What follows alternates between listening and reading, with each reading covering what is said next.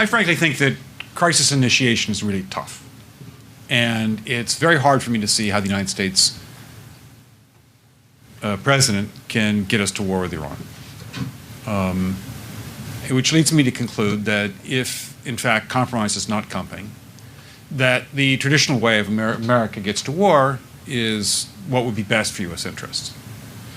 Some people might think that Mr. Roosevelt wanted to get us into World War II, as David mentioned. You may recall we had to wait for Pearl Harbor.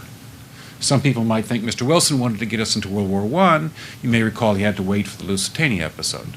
Some people might think that Mr. Johnson wanted to send troops to Vietnam. You may recall he had to wait for the Gulf of Tonkin episode. We didn't go to war with Spain until the until the Maine exploded. And may I point out that Mr. Lincoln did not feel he could call out the Federal Army until Fort Sumter was attacked, which is why he ordered the commander at Fort Sumter to do exactly that thing which the South Carolinians had said would cause an attack. So if, in fact, the Iranians aren't going to compromise, it would be best if somebody else started the war. But I would just like to suggest that one can combine other means of pressure with sanctions. I mentioned that explosion on August 17th.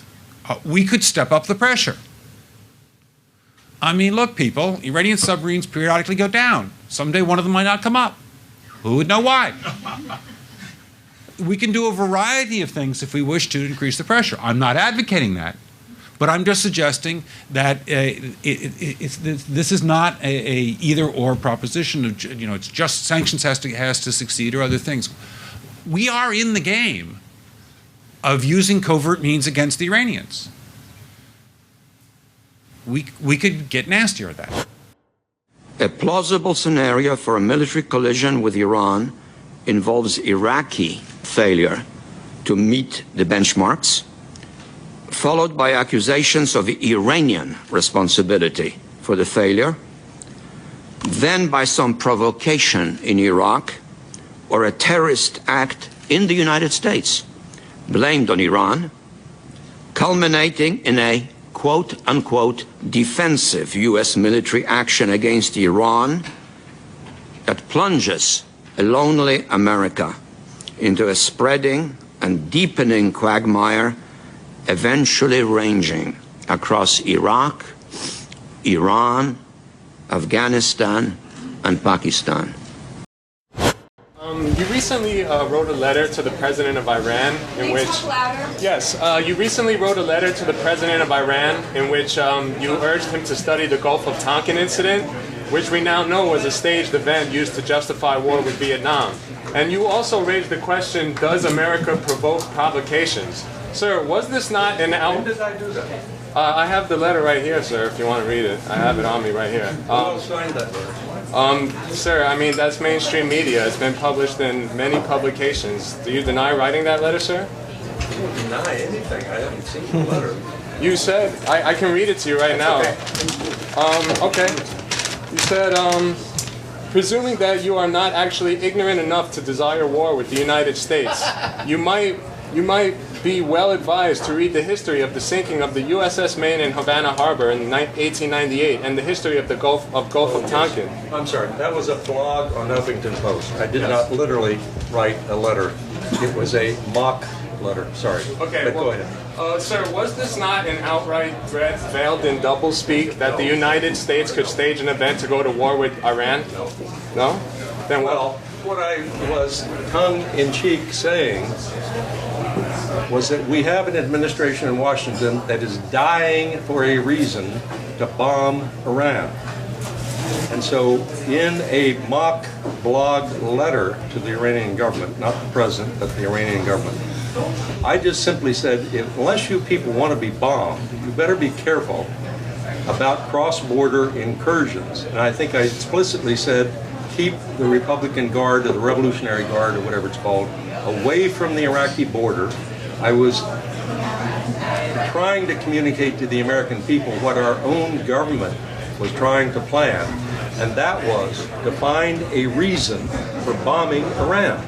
And I was simply saying, in effect, to the American people through this mock letter, be very careful about this administration creating a USS Maine incident or a Gulf of Tonkin incident that would justify bombing Iran. That's all.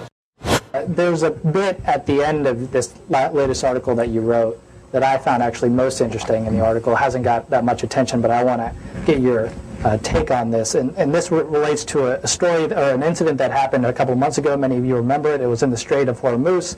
There was an incident where an American carrier almost blew a couple of Iranian speedboats out of the water and perhaps would have started the next war, a war against Iran, or potentially a World War III.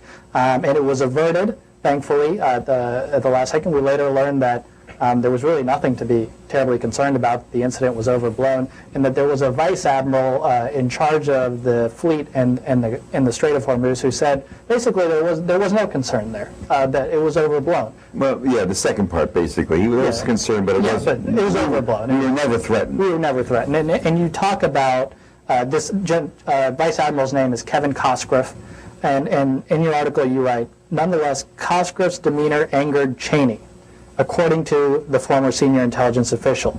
But a lesson was learned in the incident. The public had supported the idea of retaliation and was even asking why the U.S. didn't do more. The former official said that a few weeks later a meeting took place in the vice president's office. Quote, the subject was how to create a casus belli between Tehran and Washington, he said. What you're writing there is that Cheney, there was a meeting in the White House where Cheney presided over, looking to cook up the next war, a false war based on false intelligence. My oldest son is a lawyer, and when I sent him the story before it was published, basically in a final form, just a day, and he wrote back and he said, "You really buried the lead in this one," about casus belli. How many press are here? Anyway, there was a meeting among the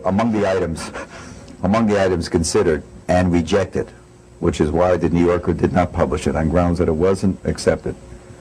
One of the items was why not?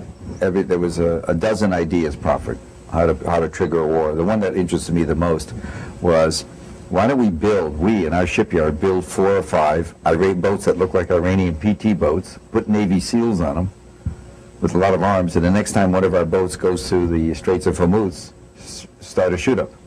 Might cost some lives, and it was rejected because you can't have Americans killing Americans. But that's the level of stuff we were talking about, provocation. But that was rejected. So I could understand the argument of not writing something that was rejected. Maybe.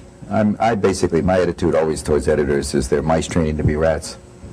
So, but you have to, but the point is, J. June, if you know what that means,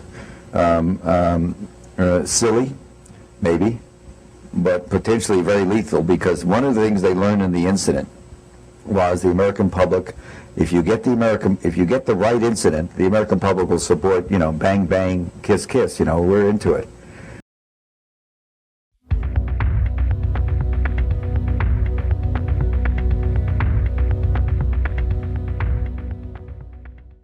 But in terms of how you think about problem sets, when I was a cadet, what's the cadet motto at West Point? You will not lie, cheat, or steal, or tolerate those who do. I was the CIA director. We lied, we cheated, we stole. It was like we had entire training courses.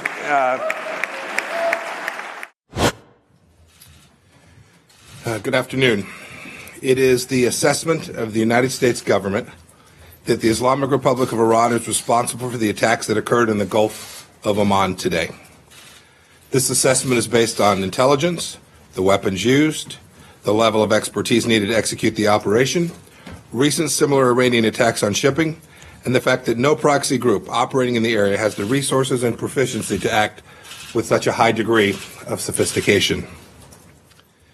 This is only the latest in a series of attacks instigated by the Islamic Republic of Iran and its surrogates against American and allied interests. And they should be understood in the context of 40 years of unprovoked aggression against